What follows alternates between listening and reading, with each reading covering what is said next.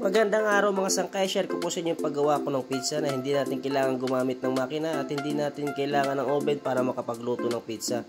Bago tayo magsimula ay please like at share naman ang ating video at pakisubscribe na rin po ng aking channel. So simulan na po natin.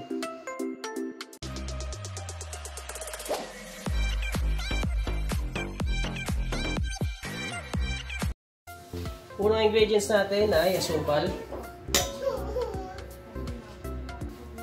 asin, powder milk, next ay mantika, sunod ay tubig. Tutunawin muna natin yung asukal. At ayan, kapag natunaw nyo yung asukal, ilagay na natin yung ating harina, 1/4 kilo. At konting yeast. Next step ay buuhin na natin yung ating gagawing crust.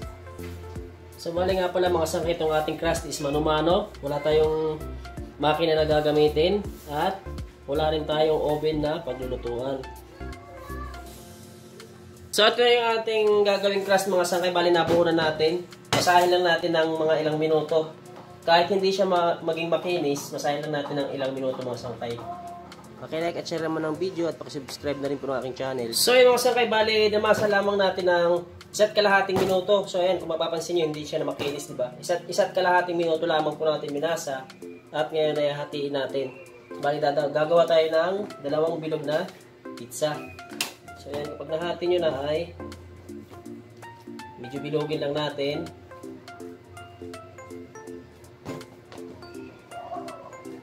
At i-rest lang natin ng ilang minuto. So ayan, meron tayong 2 bilog mamaya na pizza mga sangkay. Ayan, takpan lang natin ng plastic. At after 7 minutes mga sangkay ay balikan na natin itong ating dough. So bali ngayon ay ipa-flat na ito natin ating dough. Ayan, ninipisan na natin yung ating dough mga sangkay. Kung kami naghahanap pa ng maraming recipe about baking ay pasyalan nyo lamang po yung aking channel. Marami na po tayong video na na-upload about baking mga sangkay.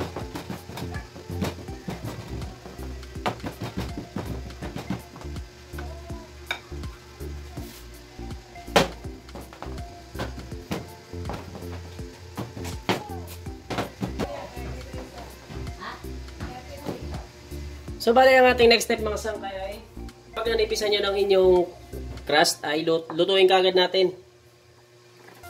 Gagawin lamang tayo ng mahinang apoy mga sangkay yung ating gagamitin ha. Huwag niyong lalakasan yung apoy ng inyong kalan. Ayan, ganyan lamang po ating pagluto. At ayan yung apoy natin ginamit mga sangkay, sobrang hina lang. Takpan na rin natin para hindi sayang yung init. So ayun mga sangkay, bali kapag medyo napapula nyo na yung kabilang side ng ating tinapay, yan, medyo mapula na siya. So balik na rin natin. Bali yung ating kabilang side is hindi natin masyadong lulutuin dahil mamaya ay babalik pa po natin yan sa kawali pag meron na siyang toppings, okay?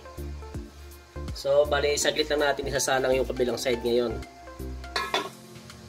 So ay mga sangkay, bali aalisin na natin itong ating isang crust. So ito yung ating crust mga sangkay. At tingnan nyo yung, yan siya, medyo mapula. At itong kabila, so yan. Bali mamaya, dito tayo maglalagay ng toppings dito tayo maglalagay ng toppings. Yan, dyan tayo maglalagay sa medyo mapula na. At ito na yung ating crust. Bali luto na mga sangkay. So bali yung ating next step ay gagawa na tayo ng ating pang toppings. So bali yung ating next step mga sangkay is gagawa tayo ng sauce. At gagamit tayo ng tomato sauce. Bali hindi siya matamis, diba? So bali titimplahan muna natin yung ating tomato sauce. Ayan, lagyan tayo ng konting mantika at maggisa lang tayo ng yan, bawang at saka sibuyas.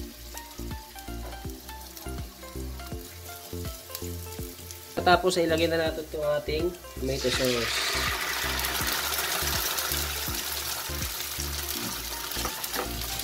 At mag-add lang tayo ng sugar. So bali na sa inyo po mga sangkay, tikman nyo na lang po kung anong tamis yung gusto nyo.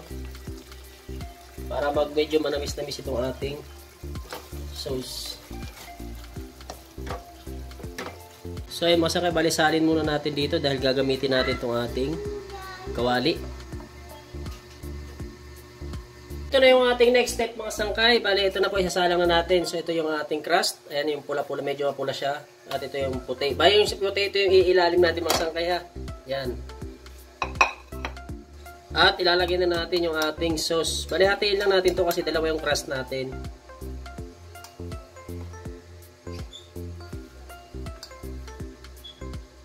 Nga pala mga sangkay, ang gagamitin yung toppings is nasa inyo po. Bali, kung anong magkano yung budget nyo, yun lang po ang nakayanan, ay pwede nyo pong ilagay pang toppings. Kahit ano lang po magustuhan nyo, kung anong bet nyo pang toppings sa inyong pizza. So, yun na yung ating susunod natin ilalagay is queso. Ito yung aking queso na ginamit mga sangkay. Bali, 60 pesos to and melted. Pwede naman po kayo gumamit kahit hindi melted cheese mga sangkay para medyo makamura-mura. So ayan na mga sangkay yung ating cheese na ilagay na natin. Sa sobrang init ng ating panahon, ayan yung ating melted cheese na tutunaw na kahit wala pa sa apoy. At ito na yung ating sunod na ilalagay. Bali maglalagay lamang ako ng hotdog.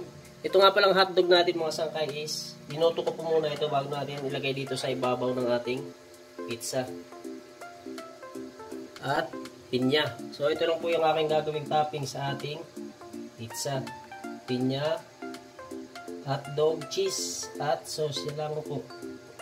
So ayun mga sangkay, pag nilagay nyo na yung mga gusto yung toppings ay sindahan ulit natin yung kalan. Ayan, bali yung kabilang side naman ng ating crust yung ating lulutuin. Ayan, bali mahinang apoy lang din yung ating gagamitin. So ito na yung ating pizza mga sangkay. Bali yung ating crust niya sa ilalim ay medyo brown na siya. So ayan, bali aalisin na po natin ngayon yung ating pizza. At ayan na po yung ating pizza.